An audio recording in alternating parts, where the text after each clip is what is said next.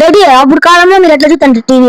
మాకు అప్పుడు టీవీ లేవు పాపలు, మేము ఇంటికాడ పోయి కూర్చొని టీవీ చూస్తాండి. ఇప్పుడు మీలైతే నేను అప్పుడు మేము ఎట్లా చూస్తాంటామో మీకు తెలియదు కదా, చూపిస్తారండి. మేము అప్పుడు వేరే వాళ్ళ ఇంటికాడికి పోతాంటే టీవీకి అప్పుడు చూడండి. ఫస్ట్ నేను వాళ్ళ ఇంటికాడికి ఎట్లా పోతాననే చూపిస్తా చూడండి. ఇట్లా ఫస్ట్ ఇట్లా వాళ్ళు టీవీ పెట్టినారా లేదా అని తొంగి చూసేదే. ఒకసారి 2 సార్లు పెట్టినారంటేనే ఇట్లా సన్నగా వచ్చేదే.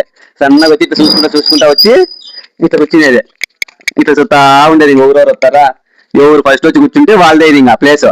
ఏ బిడ్డ ఇది నా దాన్ని అట్లా కూర్చొని చూస్తాను. అప్పుడు మళ్ళీ వాళ్ళు చీర బాగా ఇంట్రెస్ట్ ఉన్నప్పుడు టీవీ చూస్తాం ఆఫ్ చేస్తారా, నువ్వు బాగా వెళ్ళిపోతాం. మళ్ళీ ఇట్లా వెళ్ళిపోతాం.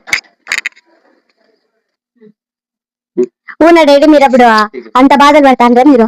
ఊరమ్మా ఏం చేస్తాంటే అప్పుడు మాకు ఏ టీవీలు ఏం లేక అట్లా వాళ్ళ ఇంటికాడ పోయి కూర్చుంటే వాళ్ళు మమ్మల్ని చిన్న చూపు చూస్తా అంటే, అందుకే ఇప్పుడు ఇంత పెద్ద టీవీ తెచ్చింది. మీలైతే మీరు బాగుంది. ఇట్లా పిల్లలు కోసమే మా తల్లిదండ్రులు కష్టపడేది ఫ్రెండ్స్. అందుకే మనము అప్పుడు 90s కిడ్స్ లో అయితే మనకైతే అన్ని ఉంటాయండి ఫ్రెండ్స్. ఇప్పుడు వీళ్ళకైతే 26 లో పిల్లలకైతే ఏమి లేవు, అన్ని వాళ్ళ దగ్గరే ఉన్నాయి కాబట్టి వాళ్ళు ఎక్కడా పోరు ఫ్రెండ్స్.